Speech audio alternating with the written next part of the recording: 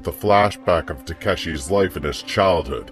He used to live with his little sister Rylene, his mother, and his abusive father. Times were hard, but they always had each other's back.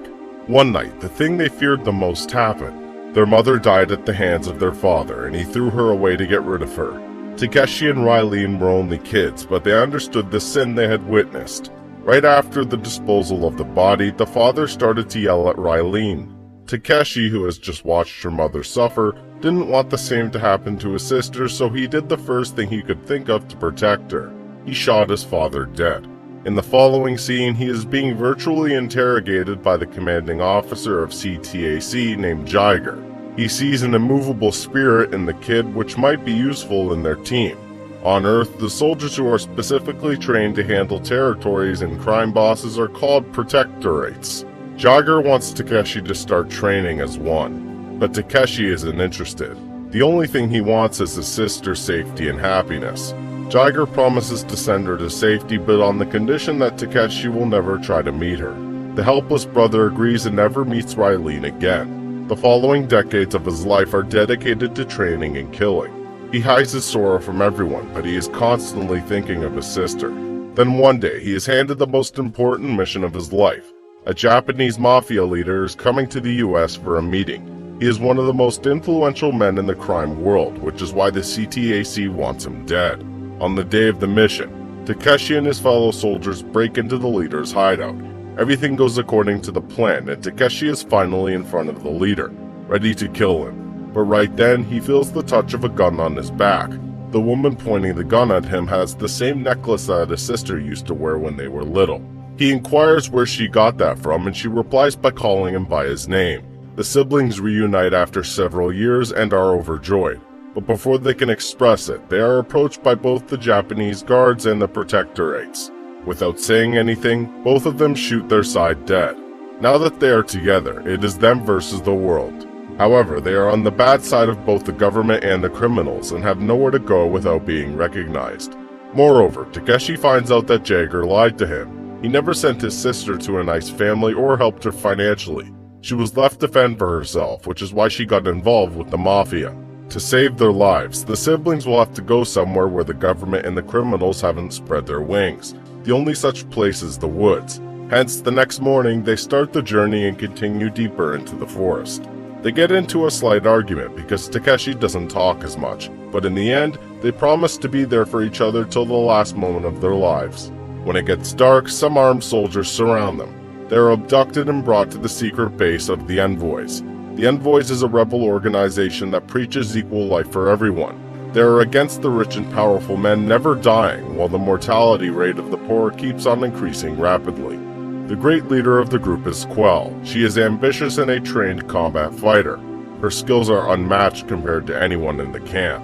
Hence, she is also a teacher to all of them. The group knows about the siblings because there is a large bounty over their heads.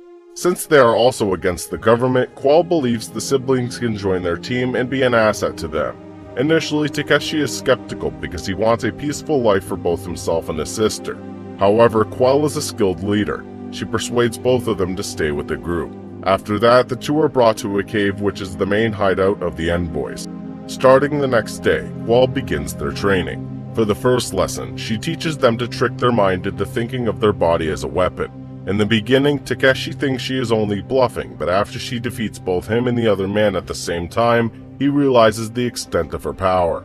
The most important lesson is to learn how to use a human capsule to transfer into virtual spaces. Using this technology, they can enter any building in the world to steal data and make it seem like a minor lag in the system. Takeshi is the best at this exercise because he can stay in the pod longer than anyone else, even Quell. Days pass and they learn things that criminal and police life never taught them. The place becomes Takeshi's home and the Envoys become his family. They eat, train, work together, and start getting along with everyone. Then one day, Quell reveals that she wants to remove the system of immortality altogether. What eventually made humans equal was death. Without it, the rich have gone on a rampage and changed the course of human nature. After listening to her speech, the Envoys ask her how she plans to eradicate immortality. Quell explains that they have to steal the casting source code from the central core. Once she has those, she will create a program that will spread to every DHF in the system. That way, every human being, whether it be rich or poor, will have exactly 100 years to live. Equality will prevail and humans will turn into humans again. Everyone aligns with her idea, but the only problem is the risk involved in stealing the casting source. That night, they devise an elaborate plan and execute it. Quell and Takeshi, alongside other soldiers, go to the central code and manage to enter inside. They even acquire the source, but the plan goes wrong when the protectorates are informed, and Takeshi is trapped alone in the facility. He is interrogated in the same room where he was recruited in. Jagger assaults him and brags about his authority. There is no way for Takeshi to escape, but then, Quell's virtual form breaks into the VR and interrupts them. She asks Takeshi to remember what she had taught him about VR manipulation. Using the technique, Takeshi sets himself free and everyone is safe. Although the mission was successful, Raylene is not a fan of it. She thinks Quell only saved Takeshi because she needed him for later. The next day, Takeshi and Quell meet at the bank of a river. While talking about programs, Quell reveals that she is the one who invented the concept of stacks. Her only aim behind creating it was so people could explore the universe without having to worry about time. But the device was misused, and now it is her responsibility to turn the world back to normal. The duo talks for a long time and ends up making love by the river. The next day is the day of the final attack. Raylene finds her brother with Quell and walks away in anger. Takeshi follows her behind while Quell goes to check on the vehicle they are going to use. Everyone else is in the cave, which is suddenly attacked by the protectorates. Takeshi runs towards the attack zone to find all of his people dead. The ones who are alive are frantic and killing each other. It turns out the enemies used a chemical to make them paranoid and kill anyone who survived the explosion. Soon the protectorates land and start killing the last ones. Takeshi fights back and is able to make connections with Quell and Raylene. The women are safe but heartbroken by everyone else's death.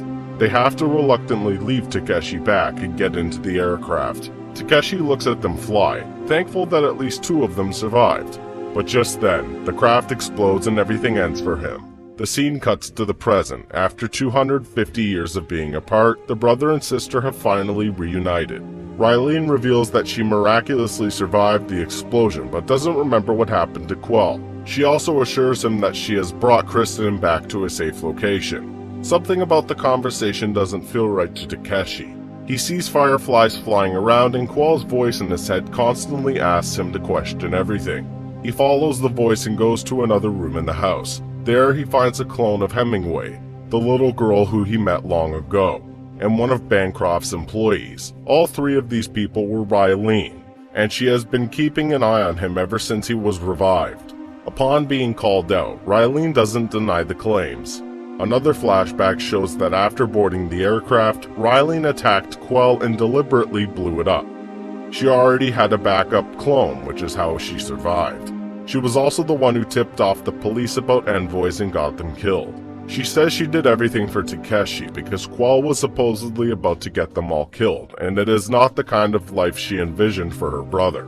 For the past 2 centuries, Raylene has been trying to bring Takeshi back. She finally did it by manipulating Bancroft into thinking that he needs Takeshi's help. Everything that happened from the beginning of the show was her plan all along, and even the Ghost Walker works for her. An enraged Takeshi holds a sword to her neck, but he cannot get himself to kill her. He has finally registered that Raylene is not the person she used to be. The world has changed her into a heartless demon. She is so far gone that the tortured VR chamber is also her creation, and she feels no guilt for the deaths she caused. A while later, Raylene discloses that she isn't done yet. Takeshi is yet to prove who killed Bancroft for him to gain complete freedom. When Takeshi refuses to do anything she says, she threatens to kill his loved ones. He reluctantly has to take the Ghost Walker's help to frame someone at random. They also revive Elliot's wife, who is now a man. While bringing her back home, Takeshi meets a worried Kristen, but he has to pretend to be unbothered so the Ghost Walker won't harm her. This hurts Kristen's feelings, but more than that, she realizes something is awfully wrong. In the following scene, Elliot and his wife share an emotional reunion. They also meet their daughter in the virtual world. Then Takeshi finally shows them the stack of the dead envoys, which might still have a chance to be brought back to life.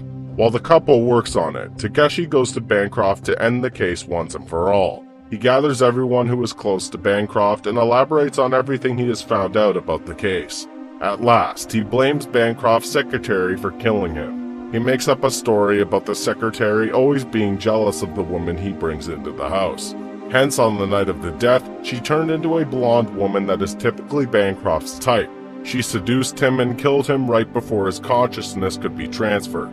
Moreover, she was the only person who knew about Bancroft's whereabouts and his stack policy. Bancroft believes the conspiracy and fires the girl, promising to make her life hell from now on. After that, Takeshi gets a signed paper that ensures his freedom. Somewhere else, Kristen pulls some strings to find out about the girl in the arena who saved their lives yesterday. To her surprise, she is told that the girl was found, but her identity is not registered in any of the databases. As the last resort, Kristen blackmails a man who works in Psychosec. It is the place where many clones are kept and dealt with. The guy brings her to a vault where she finds a clone of Rylene. However, he locks her inside in the middle of the meeting. Suddenly, a naked Rylene breaks out of her pod and attacks Kristen. They get into a fight and Kristen shoots her dead. But the fight doesn't end there. Many other clones attack Kristen one after another. She battles and defeats them bravely. When everything calms down, she sees a little girl crying in one of the vaults. In the last scene, we see Kristen hugging the girl. Subscribe and hit that like button to help our channel grow. Turn the notifications on so you won't miss any of our new videos. Thanks for watching.